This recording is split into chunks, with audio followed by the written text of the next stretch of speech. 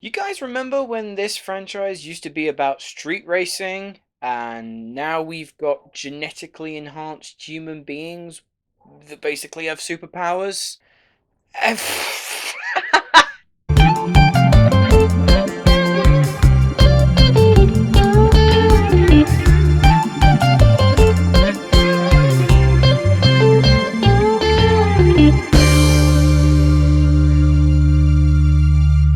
How's it going, guys? Welcome back to another episode of Luke's Reviews, and on today's video I will be reviewing Fast and Furious Presents Hobbs and Shaw. It's a brand new entry into this Fast and Furious franchise. It's the ninth film. We've had 8 Fast and Furious films, and Hobbs and Shaw basically serves as its first spin-off. They're trying something new. They're embarking down a new route that doesn't have Vin Diesel, Michelle Rodriguez, Tyrese Gibson, all like the original gang, the family that are in the main films. This is treading down a new path. We've met Dwayne Johnson's character, Luke Hobbs, from, I think he was introduced in Fast 5, as kind of this no-nonsense CIA FBI officer that originally came in and was kind of like an antagonist to our main group, and now he kind of got indoctrinated into their family. Similar thing with Jason Statham's character. He was the villain in Furious 7, and now he's kind of like a reluctant hero. His character, Deckard Shaw, he kind of is just along for the ride, doing whatever is going to serve him and his family best. It's also directed by David Leitch. I hope I'm pronouncing that surname right. Who in the past has made John Wick and Deadpool 2, Atomic Blonde. So, in terms of action, expectations were pretty high going into this one. And so, the plot of Hobbs and Shaw is it's about as simple as you can get. Luke Hobbs and Deckard Shaw are forced to work together alongside Shaw's sister Hattie, played by Vanessa Kirby, to stop Brixton, who is this superhuman rogue agent portrayed by Idris Elba, from unleashing a deadly toxin across the world. That's your plot. Come on, were you expecting really anything more from a Fast and Furious film? Really? Now, in regards to the Fast and Furious franchise, it's a guilty pleasure for me. Like, the movies, come on, they're nonsensical, stupid little action blockbusters that you throw popcorn in your face and you have a good time watching them. You're not going to leave a Fast and Furious film going, "Oh, it's a cinematic tour de force. Vin Diesel deserves an Oscar." Ya están aquí. Miren, bañador. En las chanclas. Todo despeinado porque no me dio tiempo nada ponerme las chanclas y el bañador.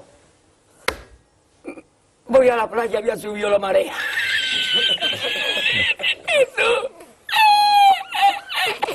Because the best part of those franchises is that whoever is in control of this series, it's just them going nuts with their Hot Wheels set. And I was genuinely excited for this spin-off. The characters of Hobbs and Shaw, I feel, were some of the strongest elements whenever they're featured in a Fast and Furious film. They've got incredible charisma, incredible likability. They can throw down when it comes to the action scenes. Sadly, though, I walked out of this film far less thrilled than I had hoped. The first word that springs to mind when I think of Hobbs and Shaw is sloppy. Look, there's no denying that the plot is nonsensical. It is your average, generic, ridiculous, end-of-the-world scenario. But if you remove that, if you take that out of there, like I usually do with the Fast and Furious films, don't really pay attention to the plot and focus, does it deliver on the action, does it deliver on the humour, does it deliver on the characters? Hobbs and Shaw, it doesn't. In fact, I'd go so far as to say that moments in Hobbs and Shaw, it feels kind of half-hearted and a bit lazy. Let's start with the main pairing of Dwayne Johnson and Jason Statham, because I thought this was one of the stronger elements in Fast and Furious 8, not to mention their kick-ass prison escape sequence that was, for me, the highlight of Fast and Furious 8. But here, it's just not as strong as it could have been. Never thought I'd use this comparison when reviewing a Fast and Furious film, but I want you to think of Despicable Me and Madagascar, two incredibly popular animated film series that both had spin-off films featuring supporting characters that proved incredibly popular in their own respective sort of like main films. You had the Penguins of Madagascar, and you also had the Minions. Now, neither of those films really worked because you kind of felt that these characters were great in a supporting context, but when given a lead role, when given a movie to run, it just didn't work. There wasn't enough material and depth to these characters to make them drive a movie, and that's the problem that you're suffering with here. It's not that Dwayne Johnson and Jason Statham can't lead a movie. Box office will prove that is entirely wrong. It's the characters themselves. I just don't think there were enough layers, enough depth to them to warrant headlining a film. You can slate the plots of the Fast and Furious films as much as you want, but Dominic Toretto is a layered character. That's what makes him such a compelling lead when you watch the films. Luke Hobbs, they give him a little bit of an arc in regards to family and him being estranged from his family. Apart from that, there's nothing to him. Deckard Shaw, again, he kind of is estranged from his family. But that's all there is to his character. And as for their banter, that I thought was really strong, again, in Fast and Furious 8, here, it just comes off like adolescent bickering. It quickly becomes quite grating. It's just these insults that are thrown around over and over again in like a cyclical nature that it falls upon deaf ears eventually. We get it. Jason Statham thinks that Dwayne Johnson is just a big dumb idiot, and Dwayne Johnson thinks that Jason Statham is a tiny hobbit with a tiny penis. Like, you can tell it to us a couple times and we'll probably chuckle, but when you're literally repeating the same joke about the seventh time, it's not funny anymore. That's what I kind of stumbled across with this film, is that really is no creativity, and as well as Dwayne Johnson can improvise and riff, Jason Statham can't. His quips are delivered so poorly. You don't you don't use Jason Statham to be a quippy one-liner kind of smarky individual. He's a badass. He's a very hardened, no-nonsense badass. And that's where we get into another problem with this pairing, is that both of these leads share almost identical characteristics, and in regards to kind of like a buddy action movie, that's not how you structure it. If both characters have very similar personality traits, such as Hobbs and Shaw, they're both smarky individuals, they quip a lot of the time, they can kick a whole bunch of ass. They're kind of the same person, just one's a little taller and a bit more muscular. And so, just everything kind of gets too much. You have the same personality, and then what you need in a buddy cop is you need two different personalities that complement each other, that kind of contrast and can fill in the flaws of the other. Think of Lethal Weapon, for example. You've got Riggs and you've got Murtaugh. Two completely different individuals, and yet one is this off-the-wall crazy individual that is willing to take the risks, and one is a hardened veteran that knows and wants to play it by the book.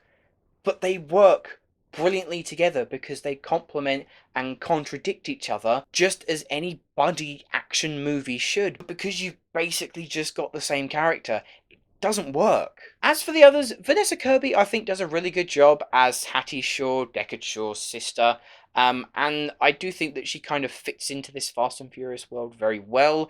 Idris Elba as Brixton, the villain, who's got genetic superhuman add-ons. Look, I mean, his entire character is preposterous and entirely nonsensical, but really boring. Like, Elba does what he can with his material, but his villain is fairly one note and very, very dull. The action has its fair share of thrills, and there really is ever a dull moment. But as I said to the humour, there's a very distinct lack of creativity. The hand-to-hand choreography, which is like 80% of this film, is very bland and unoriginal. There's no spark to it, which is surprising considering David Leitch has directed some amazing action sequences in John Wick and Atomic Blonde. So for them to be so formulaic and generic, it really took me by surprise. These big giant set pieces that should have been explosive and dramatic and edgy your seat thrills, they just kind of felt a bit uninspired and muted. The best sequence for sure is the final act set in Samoa, where Hobbs kind of reunites with his Samoan family, and that's a cool sequence. That's a cool kind of brutal end to the film that I think was kind of needed. But all the other times, it just, there was never any. Even though it's end of the world scenario on the line here, the stakes kind of just felt unimportant. And I know that the films aren't as focused on street racing anymore, but there is still a distinct focus on the cars and using cars in action sequences. But here, that's nowhere near as prominent. And unfortunately, I do feel like it suffers from that, because consequently, it just doesn't feel like a Fast and Furious film. It feels just like a very by the numbers Dwayne Johnson or Jason Statham action blockbuster, but just not as charming or exciting as it should be. Also, there are an unhealthy amount of cameos in this film, purely in there, I imagine, to set up a new series and like a new gang. Look, Hobbs and Shaw is by no means a car crash of a movie, but it is easily my least favourite in this Fast and Furious series. Look, putting the atrocious script and story to one side, this film felt like it lost the essence of a Fast and Furious movie. The pairing didn't have the same strength and felt like they were trying too hard to be constantly quippy. The action, whilst having exciting moments, wasn't anywhere near as original as other sequences from the series, and all in all, this was just a really big disappointment for me. Overall, I'm going to give Fast and Furious Presents Hobbs and Shaw a 4.5 out of 10. So anyway guys, those are my thoughts on Fast and Furious Presents Hobbs and Shaw. It's just Hobbs and Shaw. If you've seen the film already, let me know what you thought of the film in the comments below. Also, my question to you, what do you think is the most disappointing spin-off to a film franchise? Thanks for watching. Let me know what you thought of this film down in the comments below. If you have enjoyed this video, please hit that like button and subscribe to my channel if you haven't already. The links to all of my social media accounts are in the description below. Many thanks for watching guys, and I shall see you in the next video.